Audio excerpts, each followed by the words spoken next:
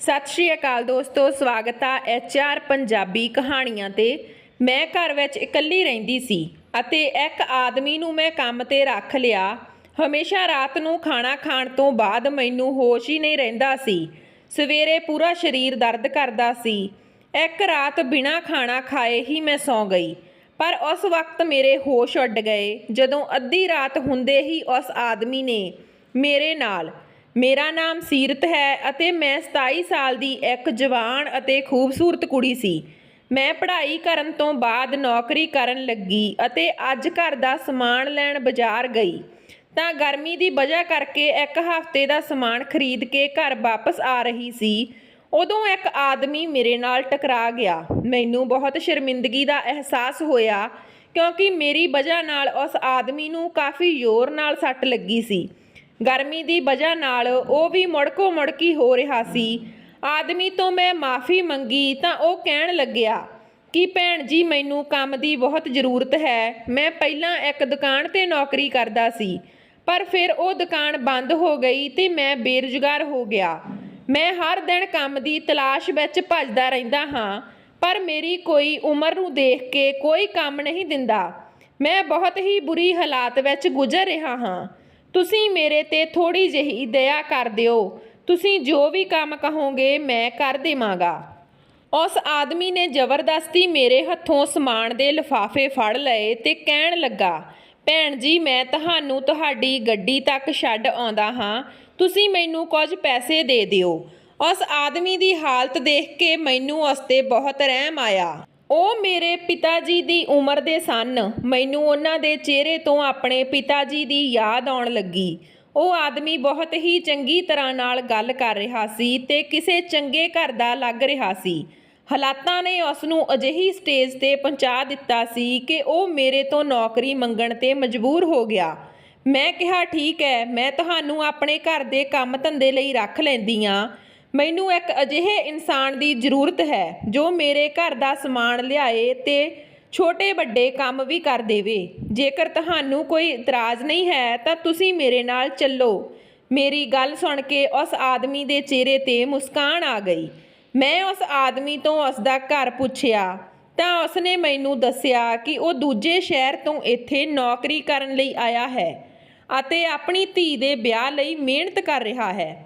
ਉਹ ਆਪਣੀ ਧੀ ਨੂੰ ਦੁਨੀਆ ਭਰ ਦੀਆਂ ਖੁਸ਼ੀਆਂ ਦੇਣਾ ਚਾਹੁੰਦਾ ਹੈ। ਉਸ ਦੀਆਂ ਗੱਲਾਂ ਸੁਣ ਕੇ ਮੇਰੀਆਂ ਅੱਖਾਂ ਵਿੱਚ ਹੰਝੂ ਆਉਣ ਲੱਗੇ। ਗੁਜ਼ਰੇ ਹੋਏ ਕੁਝ ਪਲ ਮੇਰੀਆਂ ਅੱਖਾਂ ਸਾਹਮਣੇ ਆ ਗਏ ਸਨ। ਮੈਂ ਉਸ ਆਦਮੀ ਨੂੰ ਤਸੱਲੀ ਦਿੱਤੀ ਕਿ ਤੁਸੀਂ ਪਰੇਸ਼ਾਨ ਨਾ ਹੋਵੋ, ਸਭ ਕੁਝ ਠੀਕ ਹੋ ਜਾਵੇਗਾ। ਘਰ ਆ ਕੇ ਮੈਂ ਉਸ ਆਦਮੀ ਨੂੰ ਥੋੜ੍ਹੇ ਬਹੁਤੇ ਕੰਮ ਸਮਝਾਏ ਤੇ ਉਸ ਆਦਮੀ ਤੋਂ ਘਰ ਦੀ ਸਫਾਈ ਦਾ ਕੰਮ ਵੀ ਕਰਵਾਉਣਾ ਚਾਹੁੰਦੀ ਸੀ ਕਿਉਂਕਿ ਮੇਰਾ ਘਰ ਜ਼ਿਆਦਾ ਗੰਦਾ ਨਹੀਂ ਹੁੰਦਾ ਸੀ, ਪਰ ਮੇਰੇ ਕੋਲ ਸਫਾਈ ਲਈ ਵਕਤ ਨਹੀਂ ਸੀ। ਉਸ ਆਦਮੀ ਨੇ ਮੈਨੂੰ ਦੱਸਿਆ ਕਿ ਉਹ ਬਹੁਤ ਵਧੀਆ ਖਾਣਾ ਵੀ ਬਣਾ ਲੈਂਦਾ ਹੈ ਤੇ ਉਹ ਆਪਣੀ ਖੁਸ਼ੀ ਨਾਲ ਮੇਰੇ ਲਈ ਖਾਣਾ ਵੀ ਬਣਾ ਦਿਆ ਕਰੇਗਾ। ਮੈਂ ਖੁਦ ਇੱਕ ਨੌਕਰੀ ਕਰਨ ਵਾਲੀ ਔਰਤ ਸੀ, ਇਸ ਲਈ ਮੈਂ ਉਸ ਆਦਮੀ ਨੂੰ ਕਿਹਾ ਕਿ ਤੁਸੀਂ ਹੁਣ ਘਰ ਦੀ ਸਾਰੀ ਜ਼ਿੰਮੇਵਾਰੀ ਸੰਭਾਲੋ। ਮੈਂ ਤੁਹਾਨੂੰ ਬਹੁਤ ਚੰਗੀ ਤਨਖਾਹ ਦੇਵਾਂਗੀ। ਮੇਰੇ ਕੋਲ ਪੈਸੇ ਦੀ ਕੋਈ ਕਮੀ ਨਹੀਂ ਸੀ, ਪਰ ਮੈਂ ਇਕੱਲੇ ਜ਼ਿੰਦਗੀ ਗੁਜ਼ਾਰ ਰਹੀ ਸੀ ਅਤੇ ਨੌਕਰੀ ਦੇ ਨਾਲ-ਨਾਲ ਘਰ ਦੀ ਦੇਖਭਾਲ ਕਰਦੇ-ਕਰਦੇ ਥੱਕ ਜਾਇਆ ਕਰਦੀ ਸੀ। ਇਸ ਲਈ ਮੈਂ ਉਸ ਆਦਮੀ ਨੂੰ ਖੁਸ਼ੀ-ਖੁਸ਼ੀ ਕੰਮ 'ਤੇ ਰੱਖ ਲਿਆ ਕਿਉਂਕਿ ਉਹ ਮੈਨੂੰ ਬਹੁਤ ਹੀ ਭਲਾ ਇਨਸਾਨ ਲੱਗ ਰਿਹਾ ਸੀ। ਮੈਂ ਉਸ ਆਦਮੀ ਨੂੰ ਘਰ ਵਿੱਚ ਕਮਰਾ ਦੇ ਦਿੱਤਾ। ਬਹੁਤ ਸਾਲ ਪਹਿਲਾਂ ਮੈਂ ਆਪਣੇ ਮਾਂ-ਬਾਪ ਨੂੰ ਛੱਡ ਕੇ ਵੱਖ ਹੋ ਗਈ ਸੀ। ਮੈਨੂੰ ਘਰ ਦੀ ਚਾਰ ਦੀਵਾਰੀ ਅਤੇ ਰਸਮਾਂ ਰਿਵਾਜ ਬਿਲਕੁਲ ਪਸੰਦ ਨਹੀਂ ਸਨ। ਮੇਰੇ ਪਿਤਾ ਜੀ ਨੇ ਮੈਨੂੰ ਬਹੁਤ ਪੜ੍ਹਾਇਆ ਸੀ, ਪਰ ਉਹ ਮੇਰੀ ਨੌਕਰੀ ਦੇ ਖਿਲਾਫ ਸਨ। ਉਹ ਚਾਹੁੰਦੇ ਸਨ ਕਿ ਮੈਂ ਪੜ੍ਹਾਈ ਪੂਰੀ ਕਰਦੇ ਹੀ ਵਿਆਹ ਕਰ ਲਵਾਂ। ਪਿਤਾ ਜੀ ਨੇ ਮੇਰੇ ਤੋਂ ਵੱਡੀ ਭੈਣ ਦੇ ਨਾਲ ਵੀ ਇਸ ਤਰ੍ਹਾਂ ਹੀ ਕੀਤਾ ਸੀ। ਉਸ ਦੀ ਪੜ੍ਹਾਈ ਪੂਰੇ ਹੁੰਦੇ ਹੀ ਵਿਆਹ ਕਰ ਦਿੱਤਾ ਸੀ ਤੇ ਨੌਕਰੀ ਲਈ ਮਨ੍ਹਾ ਕਰ ਦਿੱਤਾ ਸੀ। ਮੈਂ ਆਪਣੀ ਜ਼ਿੰਦਗੀ ਵਿੱਚ ਸਭ ਕੁਝ ਕਰਨਾ ਚਾਹੁੰਦੀ ਸੀ। ਮੇਰਾ ਇੰਨਾ ਜਲਦੀ ਵਿਆਹ ਕਰਨ ਦਾ ਕੋਈ ਇਰਾਦਾ ਨਹੀਂ ਸੀ। ਮੈਂ ਆਪਣੇ ਪੈਰਾਂ ਉੱਤੇ ਖੜੇ ਹੋਣਾ ਚਾਹੁੰਦੀ ਸੀ। ਮੇਰੇ ਪਿਤਾ ਜੀ ਨੇ ਮੈਨੂੰ ਕਿਹਾ ਸੀ, ਜਦੋਂ ਤੋਂ ਦੁਨੀਆ ਦੀਆਂ ਰੰਗੀਨੀਆਂ ਤੋਂ ਥੱਕ ਜਾਵੇਂਗੀ ਤਾਂ ਤੈਨੂੰ ਆਪਣੇ ਪਿਤਾ ਦੀ ਇੱਕ ਗੱਲ ਯਾਦ ਆਵੇਗੀ ਤੇ ਸ਼ਾਇਦ ਪਿਤਾ ਜੀ ਨੇ ਬਿਲਕੁਲ ਠੀਕ ਕਿਹਾ ਸੀ। ਹੁਣ ਮੈਨੂੰ ਅਕਸਰ ਪਿਤਾ ਜੀ ਦੀਆਂ ਬਹੁਤੀਆਂ ਗੱਲਾਂ ਯਾਦ ਆਇਆ ਕਰਦੀਆਂ ਸੀ ਜਦੋਂ ਵੀ ਮੈਂ ਥੱਕੀ ਹਾਰੀ ਕੰਮ ਤੋਂ ਘਰ ਆਉਂਦੀ ਤਾਂ ਮੈਨੂੰ ਆਪਣੇ ਪਿਤਾ ਜੀ ਦੀ ਯਾਦ ਆਉਂਦੀ। ਮੇਰੇ ਮਾਤਾ ਪਿਤਾ ਨੇ ਮੈਨੂੰ ਅਤੇ ਮੇਰੀ ਭੈਣ ਨੂੰ ਪਲਕਾਂ ਤੇ ਬਿਠਾ ਰੱਖਿਆ ਸੀ ਤੇ ਮੈਂ ਕਦੇ ਘਰ ਦਾ ਕੋਈ ਕੰਮ ਧੰਦਾ ਨਹੀਂ ਕੀਤਾ ਸੀ। ਪਰ ਜਦੋਂ ਆਪਣੇ ਮਾਤਾ ਪਿਤਾ ਨਾਲ ਲੜ ਕੇ ਘਰ ਛੱਡ ਕੇ ਆਈ ਸੀ ਤਾਂ ਮੈਨੂੰ ਸਭ ਕੁਝ ਆਪਣੇ ਆਪ ਹੀ ਕਰਨਾ ਪੈਂਦਾ ਸੀ ਤੇ ਹੌਲੀ-ਹੌਲੀ ਮੈਨੂੰ ਅਹਿਸਾਸ ਹੋਇਆ ਮੇਰੇ ਮਾਤਾ ਪਿਤਾ ਨੇ ਮੈਨੂੰ ਕਿਸ ਤਰ੍ਹਾਂ ਦੁਨੀਆ ਦੇ ਠੰਡੇ ਗਰਮ ਤੋਂ ਬਚਾ ਕੇ ਰੱਖਿਆ ਹੋਇਆ ਸੀ। ਆਪਣੀ ਡਿਗਰੀ ਦੇ ਬਲਬੂਤੇ ਤੇ ਮੈਨੂੰ ਇੱਕ ਬਹੁਤ ਚੰਗੀ ਕੰਪਨੀ ਵਿੱਚ ਨੌਕਰੀ ਮਿਲ ਗਈ ਸੀ। ਮੈਂ ਜਦੋਂ ਵੀ ਪਿੱਛੇ ਮੁੜ ਕੇ ਦੇਖਦੀ ਤਾਂ ਮੈਨੂੰ ਭਰੋਸਾ ਹੋ ਜਾਂਦਾ ਮੈਂ ਘਰ ਛੱਡ ਕੇ ਬਿਲਕੁਲ ਠੀਕ ਫੈਸਲਾ ਕੀਤਾ ਹੈ। ਪਰ ਕਦੇ-ਕਦੇ ਆਪਣੇ ਮਾਤਾ ਪਿਤਾ ਦੀ ਯਾਦ ਬੇਚੈਨ ਕਰ ਦਿੰਦੀ। ਮੇਰੇ ਪਿਤਾ ਜੀ ਕਿਹਾ ਕਰਦੇ ਸਨ ਕੁੜੀਆਂ ਨੂੰ ਨੌਕਰੀ ਕਰਨ ਤੋਂ ਬਾਅਦ ਵਿਆਹ ਹੀ ਕਰਨਾ ਹੁੰਦਾ ਹੈ। ਇਸ ਤੋਂ ਬਿਹਤਰ ਹੈ ਕਿ ਮੈਂ ਤੇਰਾ ਕੋਈ ਚੰਗਾ ਮੁੰਡਾ ਲੱਭ ਕੇ ਵਿਆਹ ਕਰ ਦੇਵਾਂ, ਉਸ ਤੋਂ ਬਾਅਦ ਤੂੰ ਨੌਕਰੀ ਕਰੀ ਜਾਵੀਂ। ਜਦ ਕਿ ਮੇਰਾ ਮੰਨਣਾ ਸੀ ਕਿ ਮੈਨੂੰ ਆਪਣੇ ਪੈਰਾਂ 'ਤੇ ਖੜਾ ਹੋਣਾ ਚਾਹੀਦਾ ਹੈ ਤੇ ਆਪਣੀ ਮਿਹਨਤ ਨਾਲ ਜ਼ਿੰਦਗੀ ਵਿੱਚ ਕੁਝ ਹਾਸਲ ਕਰਨਾ ਚਾਹੀਦਾ ਹੈ। ਘਰ ਛੱਡਣ ਤੋਂ ਬਾਅਦ ਮੈਂ ਆਪਣੇ ਸਾਰੇ ਸੁਪਨਿਆਂ ਨੂੰ ਪੂਰਾ ਕਰ ਲਿਆ ਸੀ। ਉਸ ਆਦਮੀ ਨੂੰ ਮੈਂ ਘਰ ਰੱਖਣ ਤੋਂ ਬਾਅਦ ਘਰ ਵੱਲੋਂ ਬਿਲਕੁਲ ਬੇਫਿਕਰ ਹੋ ਗਈ ਸੀ ਕਿਉਂਕਿ ਉਸ ਆਦਮੀ ਨੇ 2 ਹੀ ਦਿਨਾਂ ਵਿੱਚ ਘਰ ਦੀ ਪੂਰੇ ਜ਼ਿੰਮੇਵਾਰੀ ਨੂੰ ਸਮਝ ਲਿਆ ਸੀ। ਹੁਣ ਉਹ ਪੂਰੀ ਇਮਾਨਦਾਰੀ ਅਤੇ ਲਗਨ ਨਾਲ ਘਰ ਦੇ ਕੰਮ ਕਰ ਰਿਹਾ ਸੀ। ਉਹ ਆਦਮੀ ਬਹੁਤ ਵਧੀਆ ਖਾਣਾ ਬਣਾਉਂਦਾ ਸੀ। ਹੁਣ ਮੈਂ ਹਮੇਸ਼ਾ ਰਾਤ ਦਾ ਖਾਣਾ ਘਰ ਆ ਕੇ ਹੀ ਖਾਣ ਲੱਗੀ, ਵਰਨਾ ਮੈਂ ਜ਼ਿਆਦਾਤਰ ਰਾਤ ਦਾ ਖਾਣਾ ਬਾਹਰ ਤੋਂ ਹੀ ਮੰਗਵਾ ਲਿਆ ਕਰਦੀ ਸੀ ਜਾਂ ਫਿਰ ਭੁੱਖੀ ਹੀ ਸੌਂ ਜਾਂਦੀ ਸੀ। ਰਾਤ ਦਾ ਖਾਣਾ ਖਾਂਦੇ ਮੈਨੂੰ ਅਜਿਹੀ ਨੀਂਦ ਆਉਂਦੀ ਕਿ ਮੈਂ ਬਿਸਤਰੇ 'ਤੇ ਲੇਟਦੇ ਹੀ ਸੌਂ ਜਾਂਦੀ। ਫਿਰ ਸਵੇਰੇ ਹੀ ਮੇਰੀ ਅੱਖ ਖੁੱਲ੍ਹਦੀ। ਮੈਨੂੰ ਪਹਿਲਾਂ ਸਾਰੀ ਰਾਤ ਬਿਸਤਰੇ 'ਤੇ ਲੇਟੇ ਰਹਿਣ ਤੋਂ ਬਾਅਦ ਵੀ ਨੀਂਦ ਨਹੀਂ ਆਉਂਦੀ ਸੀ। ਥਕਾਵਟ ਦੀ ਵਜ੍ਹਾ ਨਾਲ ਮੇਰਾ ਸਾਰਾ ਜਿਸਮ ਦਰਦ ਕਰਦਾ ਸੀ। ਪਰ ਉਸ ਆਦਮੀ ਦੇ ਆਉਣ ਤੋਂ ਬਾਅਦ ਮੈਨੂੰ ਬਹੁਤ ਆਰਾਮ ਸੀ ਅਤੇ ਮੈਨੂੰ ਬਹੁਤ ਚੰਗੀ ਨੀਂਦ ਆਉਣ ਲੱਗੀ ਸੀ। ਇੱਕ ਰਾਤ ਮੈਨੂੰ ਆਫਿਸ ਦਾ ਕੋਈ ਕੰਮ ਕਰਨਾ ਸੀ, ਇਸ ਲਈ ਮੈਂ ਖਾਣਾ ਇੱਕ ਪਾਸੇ ਰੱਖ ਦਿੱਤਾ ਤੇ ਪਹਿਲਾਂ ਕੰਮ ਵਿੱਚ ਲੱਗ ਗਈ। ਥੋੜ੍ਹੀ ਦੇਰ ਬਾਅਦ ਉਹ ਆਦਮੀ ਮੇਰੇ ਕਮਰੇ ਵਿੱਚ ਆ ਗਿਆ।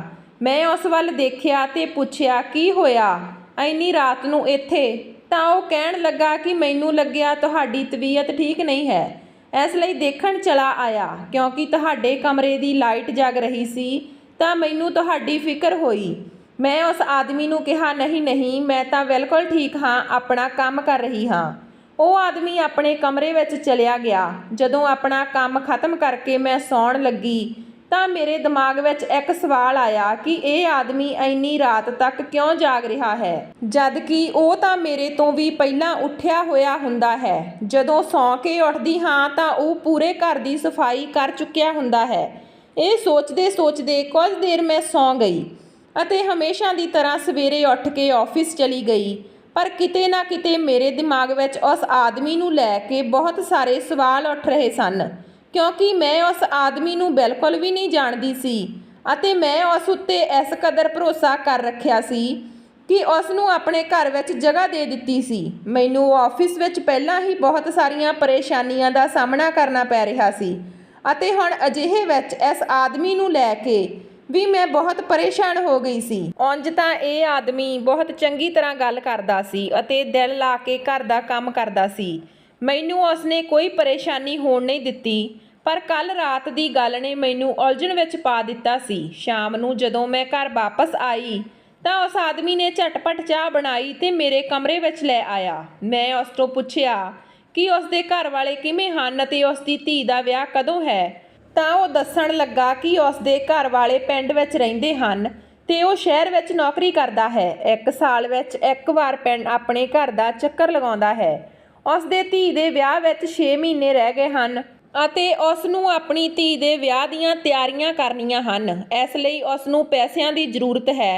ਮੈਂ ਉਸ ਆਦਮੀ ਨੂੰ ਕਿਹਾ ਕਿ ਤੁਸੀਂ ਫਿਕਰ ਨਾ ਕਰੋ, ਮੇਰੇ ਤੋਂ ਜਿੰਨਾ ਹੋ ਸਕੇਗਾ ਤੁਹਾਡੀ ਧੀ ਦੇ ਵਿਆਹ ਲਈ ਤੁਹਾਡੀ ਮਦਦ ਜ਼ਰੂਰ ਕਰਾਂਗੀ।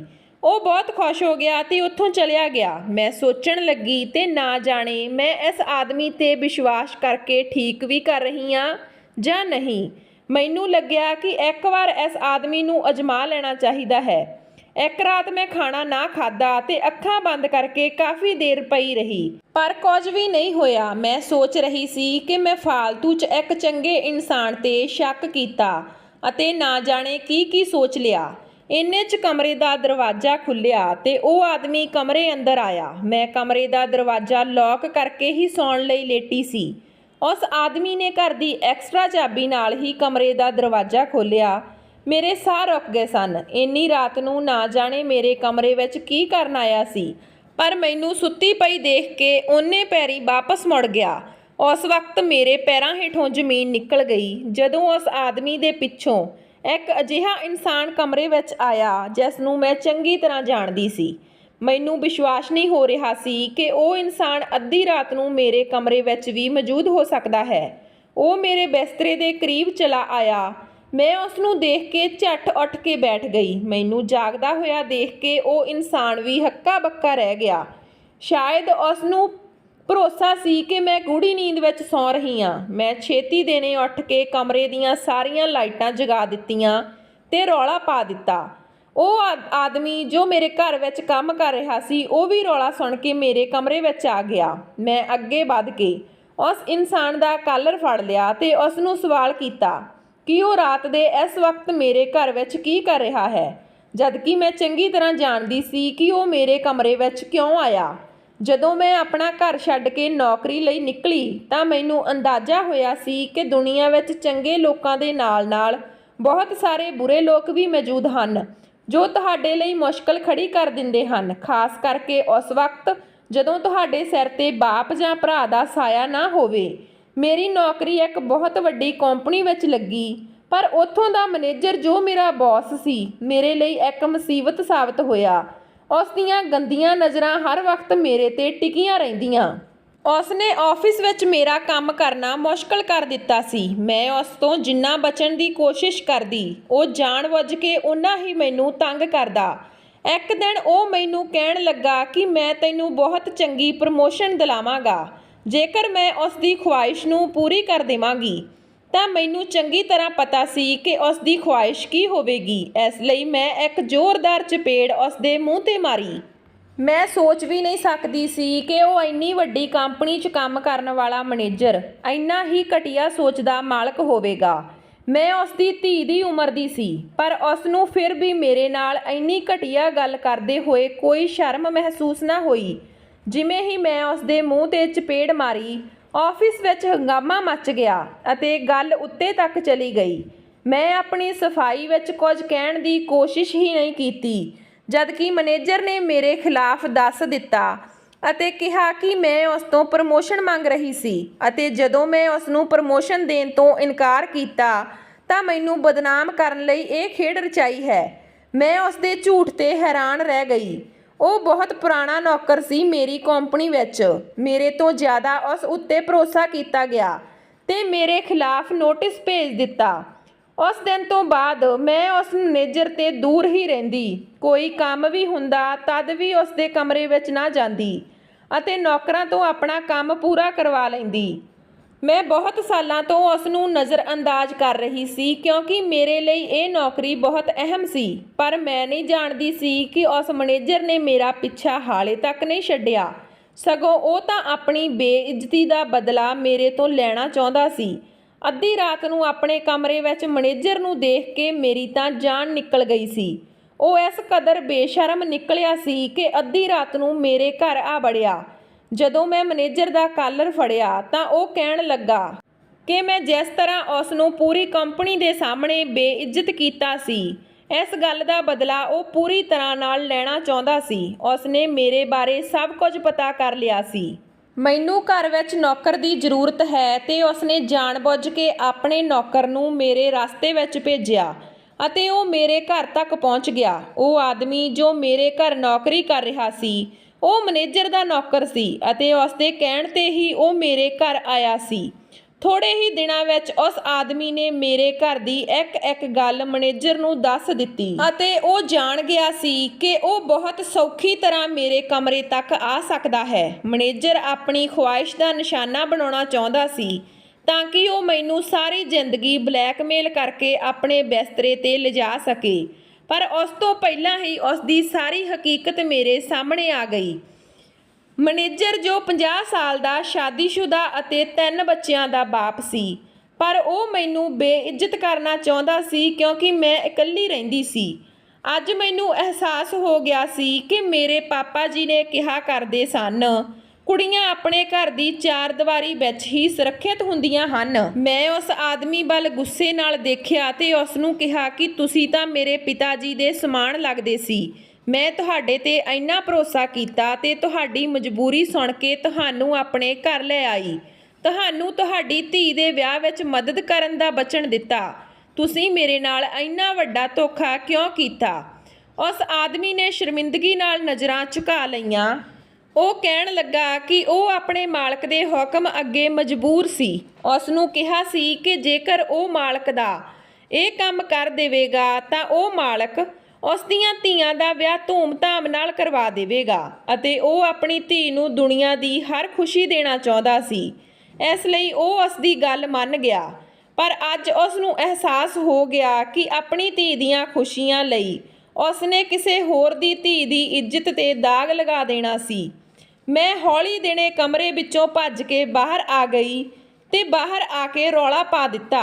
ਮੁਹੱਲੇ ਵਾਲਿਆਂ ਨੇ ਪੁਲਿਸ ਨੂੰ ਫੋਨ ਕਰ ਦਿੱਤਾ ਤੇ ਇਹ ਸਭ ਸੱਚਾਈ ਉਹਨਾਂ ਨੇ ਪੁਲਿਸ ਦੇ ਸਾਹਮਣੇ ਦੱਸੀ। ਪੁਲਿਸ ਮੈਨੇਜਰ ਨੂੰ ਫੜ ਕੇ ਲੈ ਗਈ ਤੇ ਉਹ ਆਦਮੀ ਨੇ ਮੇਰੇ ਤੋਂ ਮਾफ़ੀ ਮੰਗ ਲਈ। ਉਸ ਨੂੰ ਆਪਣੇ ਕੀਤੇ ਤੇ ਪਛਤਾਵਾ ਸੀ। ਉਸ ਨੇ ਕਿਹਾ ਕਿ ਉਹ ਬਹੁਤ ਸ਼ਰਮਿੰਦਾ ਹੈ ਕਿ ਉਹ ਆਪਣੇ ਮਾਲਕ ਦੀਆਂ ਗੱਲਾਂ ਵਿੱਚ ਆ ਗਿਆ, ਪਰ ਉਹ ਦਿਲੋਂ ਇੱਕ ਚੰਗਾ ਇਨਸਾਨ ਸੀ। ਮੈਨੇਜਰ ਦੀ ਗ੍ਰਿਫਤਾਰੀ ਦੀ ਖਬਰ ਕੰਪਨੀ ਵਿੱਚ ਪਹੁੰਚੀ ਤਾਂ ਉਸ ਨੂੰ ਨੌਕਰੀ ਤੋਂ ਕੱਢ ਦਿੱਤਾ ਗਿਆ ਅਤੇ ਉਸ ਆਦਮੀ ਨੂੰ ਮੈਂ ਆਪਣੇ ਹੀ ਘਰ ਵਿੱਚ ਨੌਕਰੀ ਦੇ ਦਿੱਤੀ। ਮੈਂ ਆਪਣੇ ਮਾਤਾ-ਪਿਤਾ ਨੂੰ ਪਹਿਲੀ ਵਾਰ ਮਿਲਣ ਲਈ ਉਹਨਾਂ ਦੇ ਘਰ ਜਾ ਰਹੀ ਸੀ। ਮੈਂ ਉਹਨਾਂ ਨੂੰ ਮਿਲਣ ਲਈ ਬਹੁਤ ਬੇਚੈਨ ਸੀ। ਮੈਂ ਉਹਨਾਂ ਤੋਂ ਮਾफ़ੀ ਮੰਗਣਾ ਚਾਹੁੰਦੀ ਸੀ ਕਿਉਂਕਿ ਹੁਣ ਮੈਨੂੰ ਚੰਗੀ ਤਰ੍ਹਾਂ ਨਾਲ ਸਮਝ ਆ ਗਿਆ ਸੀ ਕਿ ਮੈਂ ਕਿੰਨੀ ਗਲਤ ਸੀ। ਪਹਿਲਾਂ ਮੈਨੂੰ ਆਪਣੇ ਮਾਤਾ-ਪਿਤਾ ਦੀਆਂ ਗੱਲਾਂ ਬਹੁਤ ਬੁਰੀਆਂ ਲੱਗਦੀਆਂ ਸੀ, ਪਰ ਹੁਣ ਮੈਨੂੰ ਪਤਾ ਲੱਗ ਗਿਆ ਕਿ ਕਿਤੇ ਨਾ ਕਿਤੇ ਉਹਨਾਂ ਨੂੰ ਦੁਨੀਆਦਾਰੀ ਦੀ ਸਮਝ ਮੇਰੇ ਨਾਲੋਂ ਜ਼ਿਆਦਾ ਸੀ। ਜਦੋਂ ਮੈਂ ਆਪਣੇ ਘਰ ਪਹੁੰਚੀ ਤਾਂ ਮੇਰੇ ਮਾਤਾ-ਪਿਤਾ ਨੂੰ ਦੇਖ ਕੇ ਬਹੁਤ ਖੁਸ਼ ਹੋਏ। ਮੇਰੇ ਮਾਤਾ-ਪਿਤਾ ਨੇ ਸਭ ਕੁਝ ਭੁਲਾ ਕੇ ਮੈਨੂੰ ਆਪਣੇ ਗਲ ਨਾਲ ਲਾ ਲਿਆ। ਮੈਂ ਪਿਤਾ ਜੀ ਨੂੰ ਦੱਸਿਆ ਕਿ ਮੈਂ ਬਹੁਤ ਹੀ ਚੰਗੀ ਨੌਕਰੀ ਕਰ ਰਹੀ ਹਾਂ ਅਤੇ ਹੁਣ ਮੈਂ ਵਿਆਹ ਕਰਨਾ ਚਾਹੁੰਦੀ ਹਾਂ। ਉਹ ਮੇਰੀ ਗੱਲ ਸੁਣ ਕੇ ਕਹਿਣ ਲੱਗੇ, ਤੈਨੂੰ ਜੋ ਵੀ ਮੁੰਡਾ ਪਸੰਦ ਆਏ ਅਸੀਂ ਤੇਰਾ ਵਿਆਹ ਉਸ ਨਾਲ ਕਰਵਾ ਦੇਵਾਂਗੇ। ਮੈਂ ਪਿਤਾ ਜੀ ਨੂੰ ਕਿਹਾ ਕਿ ਮੈਨੂੰ ਸਿਰਫ ਨੌਕਰੀ ਕਰਨ ਦੀ ਖੁਆਇਸ਼ ਸੀ, ਮੈਂ ਕਿਸੇ ਨੂੰ ਪਸੰਦ ਨਹੀਂ ਕਰਦੀ ਤੇ ਹੁਣ ਤੁਸੀਂ ਜਿਵੇਂ ਤੇ ਜਿਸ ਨਾਲ ਕਹੋਗੇ ਮੈਂ ਉਸ ਨਾਲ ਵਿਆਹ ਕਰ ਲਵਾਂਗੀ। ਪਿਤਾ ਜੀ ਨੇ ਆਪਣੀ ਪਸੰਦ ਦੇ ਮੁੰਡੇ ਨਾਲ ਮੇਰਾ ਵਿਆਹ ਕਰਵਾ ਦਿੱਤਾ ਸੀ, ਜਿਸ ਨੂੰ ਮੇਰੀ ਨੌਕਰੀ ਤੋਂ ਕੋਈ ਇਤਰਾਜ਼ ਨਹੀਂ ਸੀ। ਮੈਨੂੰ ਸਮਝ ਆ ਗਿਆ ਸੀ ਕਿ ਜਿਸ ਔਰਤ ਦੇ ਸਿਰ ਤੇ ਕਿਸੇ ਮਰਦ ਦਾ ਸਾਇਆ ਨਹੀਂ ਹੁੰਦਾ, ਜ਼ਮਾਨਾ ਉਸ ਨੂੰ ਲੁੱਟਣ ਲਈ ਤਿਆਰ ਹੀ ਰਹਿੰਦਾ ਹੈ। ਸੋ ਦੋਸਤੋ, ਕਹਾਣੀ ਕਿਵੇਂ ਦੀ ਲੱਗੀ ਲਾਈਕ ਸ਼ੇਅਰ ਜ਼ਰੂਰ ਕਰਿਓ। ਮਿਲਦੇ ਹਾਂ ਨਵੀਂ ਕਹਾਣੀ ਦੇ ਨਾਲ, ਤਦ ਤੱਕ ਸਤਿ ਸ਼੍ਰੀ ਅਕਾਲ।